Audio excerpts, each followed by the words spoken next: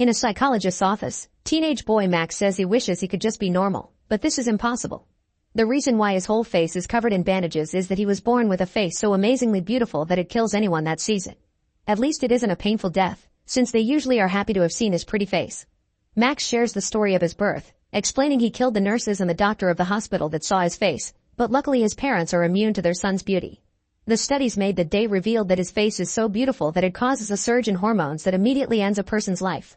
For this reason, the family had to move to a small town and take as many precautions as possible, like deciding to homeschool Max to protect him and the other kids. Unfortunately, this resulted in Max growing up lonely and very sheltered. He's also awkward when interacting with people.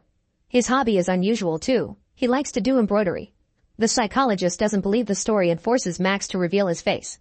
Suddenly, Max's parents hear a strange noise coming from the psychologist's office. When they rush inside, they find Max putting on his bandages again and the psychologist dead on the floor. Soon the police show up and warn the parents that they can't keep ignoring these deaths as accidents, so Max should be more careful or he'll end up in jail. While the adults talk, Max sees a brick and picks it up to bring home. Later at his house, Max's parents tell him they don't like him being at home all day and ask Max's only friend Dan to sign him up on a dating app, which annoys Max. Afterward in his room, Max asks Dan to hit him with the brick so he can stop being deadly beautiful. When Dan gets too distracted by his phone and the notifications from his dating apps, Max throws it to the ground, causing Dan to hit him like he wanted. Max ends up in the hospital with his mother, and in the waiting room, the mom reads in a magazine that they're looking for families to be hosts for exchange students, which could be a chance to bring another teen to the house for Max to have a friend. Max hates the idea and goes looking for another magazine, only to find the rack empty.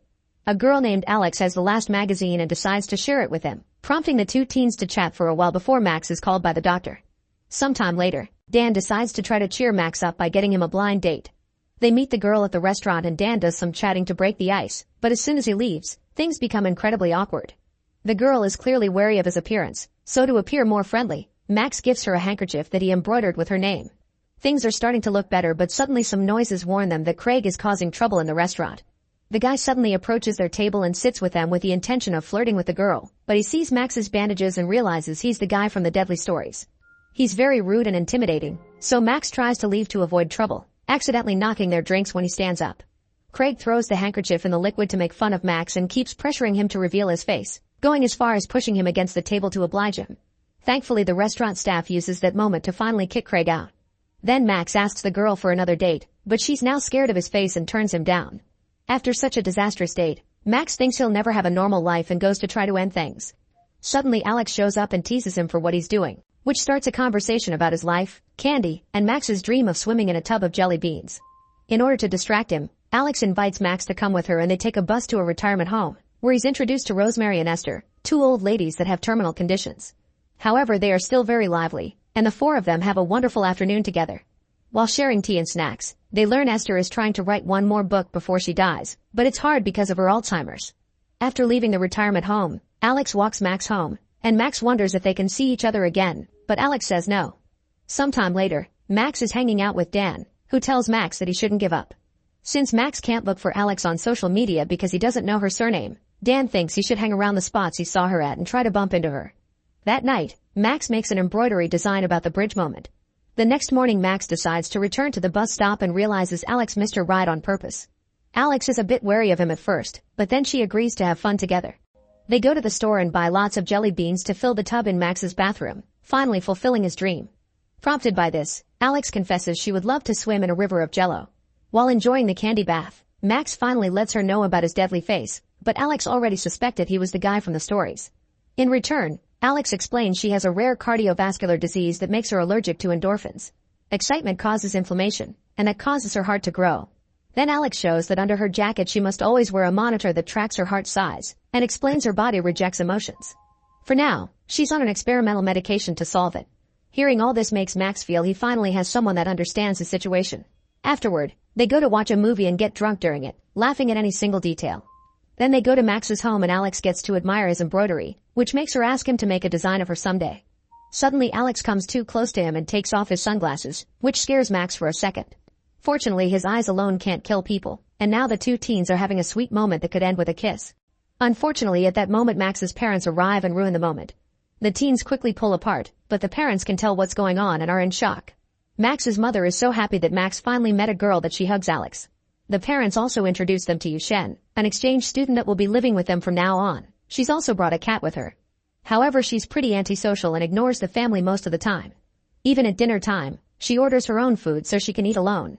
From that on, Max and Alex begin hanging out together all the time, and they often visit the retirement home to have tea or play games with Rosemary and Esther. One day the teens decide to go on a camping trip, and Max has an argument with his parents, who make him take Yushen with them.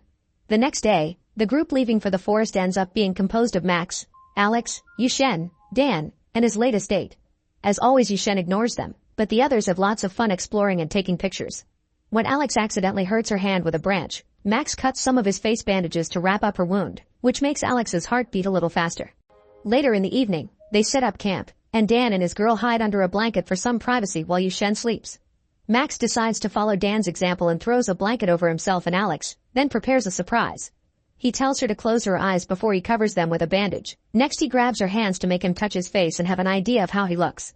Max confesses he killed the girl that gave him his first kiss because she broke the rule and opened her eyes, so Alex comforts him by kissing him before leaving the blanket. Some days later, Alex calls Max to tell him they can't see each other today because her mother needs her to help with some chores around the house. Afterward, Max's mom asks him to get rid of their old Christmas tree, so Max takes it out with the help of Dan.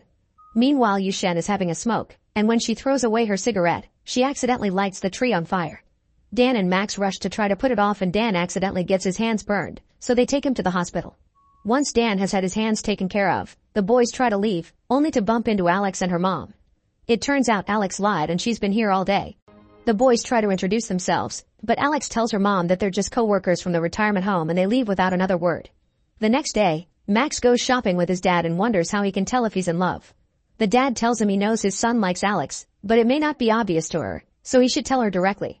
In the afternoon, Alex and Max hang out again, and Alex explains she had to lie yesterday because her mother doesn't like her having friends, thinking too much excitement may kill her. Her mother only approves of the retirement home because it's a boring place. Afterward, they visit the retirement home and are devastated to learn that Rosemary is dying. They visit her in her room and discover she's being kept alive by machines, which disgusts Alex because she thinks people should be allowed to die with dignity. She asks Max to show his face to Rosemary so she can die in peace, and when Max refuses, so Alex leaves alone. Thinking about how Rosemary is suffering, Max changes his mind and returns to the room, where he calls Rosemary's name.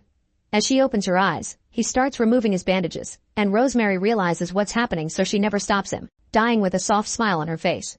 After this incident, Alex stops answering Max's messages, and he doesn't know what to do. His parents try to offer some advice, but this only ends in an argument and Max leaves to hang out with Dan. His friend has big news. There will be a party at the local school, and Dan thinks Max should go even if he's homeschooled. Max is too nervous to do anything, so Dan takes his phone and sends Alex a message to invite her to the dance. Since he doesn't get an answer, Max goes to Alex's home to ask why she's ignoring him. Alex confesses that the experimental medicine isn't working, and her heart keeps growing larger and larger. They argue over the fact she's been pushing him away, but Max stays supportive, and Alex finally accepts to go to the dance with him. On the day of the party, Alex shows up with 2 funny costumes she got from the adult store. She'll be going as a maid, and for Max she got a dog mask and a horn so he can be a horn dog. When they arrive at the school, they have lots of fun dancing and flirting together. At first the music is fast and catchy, but then it changes into a slow romantic tune that brings them closer. This intense moment makes Alex's heart start beating dangerously fast and it makes her nose bleed, so she rushes out to take care of it. While Max waits, he hangs out with Dan and his date, but the moment is interrupted when Craig comes over to bother them.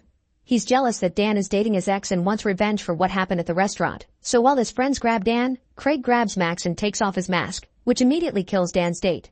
People start panicking while the police arrive to arrest Max, putting a bag over his head.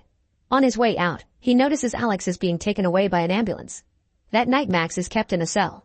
The next morning Max is freed and he goes to the hospital where Alex's mom hugs him to share the pain. Then Max visits Alex and learns that she had lied the entire time. She had been minimizing her illness. It turns out she actually has a terminal condition and she has known since she was a child that she would die around this age. Alex only has a few days left and hates being connected to a machine at the hospital, so she asks Max to reveal his face for her. Max refuses because he doesn't want to see her die and snaps at her, explaining he's watched people die all his life and it's taken a toll on him. Then he leaves, refusing to hear her any longer. When Max gets home, he feels so upset that he uses the brick to get plastic surgery, but his parents immediately come to stop him. They hold him while he has a breakdown, but when the bandages slip down, he accidentally kills Yushen's cat. In the following days, Max ignores all of Alex's messages. Sometime later, Max joins Dan to pay their respects for the dead girl. Dan is grieving, yet he still takes a moment to scold Max for ignoring Alex, making him see that he'll miss the chance to say goodbye.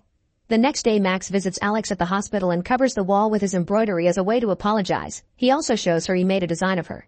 Alex's condition is getting worse, so Max lies down next to Alex and removes his bandages. Then they close their eyes as they share a kiss, expecting the worst to happen.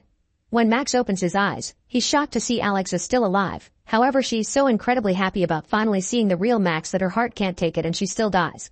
At least she has a smile on her face as she remembers all the time she spent with Max. Later, Max attends Alex's funeral, feeling completely devastated by the loss of the only girl that ever cared for him. Afterward he goes to the bridge, bringing an envelope with Alex's name on it. Inside the envelope he puts Jello powder, then he throws it into the river so Alex's dream can come true. After Alex's death, Max returns to therapy and begins honoring the things Alex has taught him.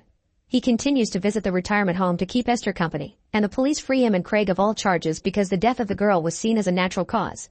This case becomes famous though, and Max begins getting lots of letters from dying people asking for his help. Max begins understanding that death sometimes is necessary, and he begins visiting the people that write him in order to help them reach peace with a painless death. Max also discovers that Alex didn't die because true love gave her immunity, which is also the reason why his parents never died either. Since Dan is Max's one true friend, Max can start hanging out with him without wearing the bandages. However, he needs to be careful because one day he forgets his face is uncovered and opens the door, accidentally killing a visiting Craig. Make sure to subscribe and turn on notifications so you can watch more videos like this. Thanks for watching.